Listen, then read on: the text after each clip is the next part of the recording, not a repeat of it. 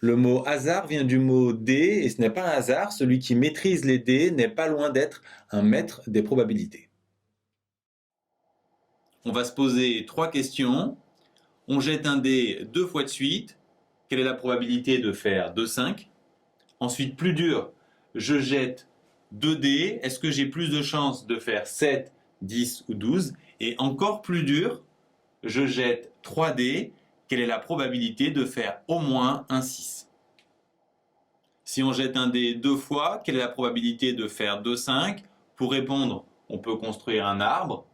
Il faut d'abord faire 5, on a une chance sur 6. Ensuite, on a à nouveau une chance sur 6 de faire 5. 5 et puis 5, maintenant on sait que et puis signifie multiplier, on a une chance sur 36.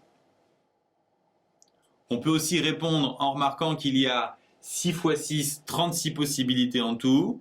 Une seule marche, c'est 5 et 5. Un cas favorable sur 36 cas possibles, probabilité 1 sur 36. Ici, on n'a pas à représenter tout l'arbre, 36 branches, ça fait beaucoup, mais si on veut le représenter en entier, il existe un moyen. On va s'appuyer sur l'événement contraire de faire 5. L'événement contraire, c'est ne pas faire 5. Et ainsi, on pourra mettre en évidence tous les cas de figure, faire 5 ou ne pas faire 5, au premier dé ou au deuxième. On jette toujours 2 dés, mais cette fois, on s'intéresse au score total des 2 dés. Alors attention, le plus petit score, c'est 1 plus 1, donc 2. Donc l'ensemble des résultats possibles vont de 2 à 12. Il y a 11 résultats et on peut se dire, j'ai une chance sur 11 de faire 7, une chance sur 11 de faire 10 et une chance sur 11 de faire 12. Sauf que les résultats ne sont pas équiprobables. Si on regarde les choses de plus près, grâce à un tableau, en notant les scores du premier dé et du deuxième, et à l'intérieur du tableau, le total des 2 dés. 1 plus 1, 2, 1 plus 2, 3, et ainsi de suite. On constate alors qu'on a une seule façon de faire 12, 6 et 6, qu'on a 3 façons de faire 10 et 6 façons de faire 7. Pour rédiger, si vous avez construit le tableau, vous commencez par remarquer qu'il y a 6 fois 6, 36 résultats possibles qui sont équiprobables. Il y a 6 façons d'obtenir 7, 3 d'obtenir 10 et 1 d'obtenir 12, d'où les probabilités d'obtenir 7, 10 et 12. Si vous n'avez pas construit le tableau, vous commencez de la même façon, mais par contre, vous expliquez les différentes manières d'obtenir 10. Par exemple, pour obtenir 10, on peut faire 4 et 6, 5 et 5 ou 6 et 4. Et ensuite, vous faites de même pour 7 et pour 12.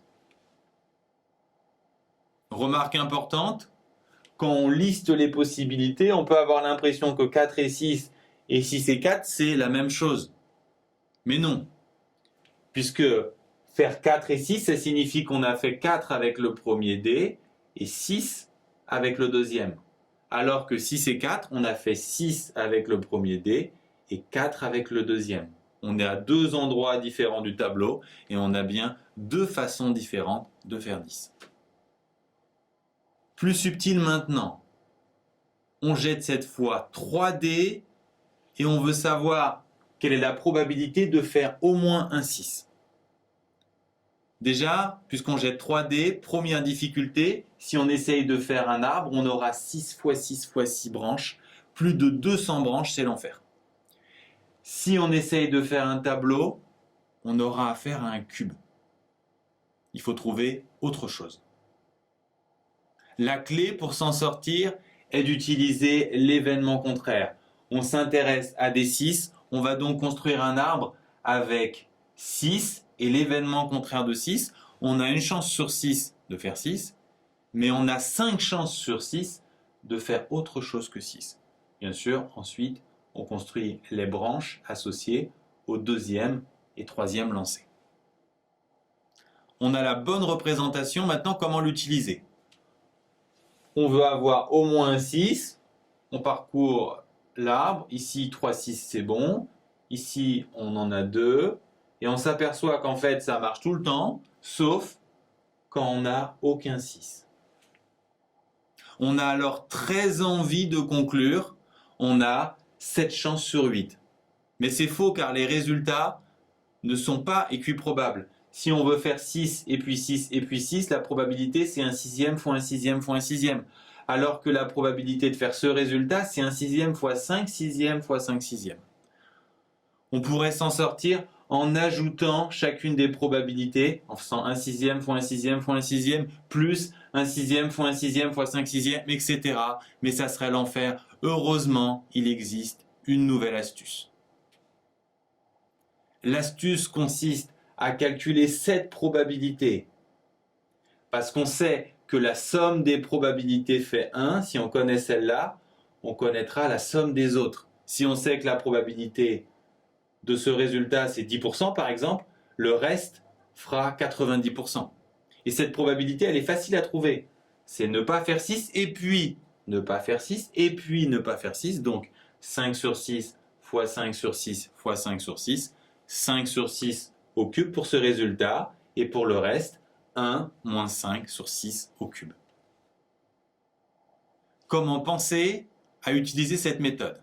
Retenez bien, dès que vous voyez au moins 1, il faut penser à l'événement contraire. Ici, le contraire de au moins 6, on le voit, c'est faire aucun 6. Et c'est toujours vrai, le contraire d'avoir au moins un scooter, c'est n'avoir aucun scooter. Pour la rédaction, il faut commencer par donner un nom à l'événement cherché. Faire au moins 6, on va le noter E. L'événement contraire, ça sera E avec une barre dessus. Et on le traduit, ne faire aucun 6. Si on jette une fois le dé, ne pas faire 6, on a 5 chances sur 6. Et ne pas faire 6 3 fois de suite, on l'a vu, c'est 5 sur 6 au cube. Maintenant, on sait que la somme des probabilités de deux événements contraires fait 1. Et l'idée dans cette méthode, c'est de calculer la probabilité de l'événement difficile à partir de celui qui est facile. Et en fait, on fait 1 moins la probabilité de celui qui est facile. Ce qui nous donne ici ce résultat.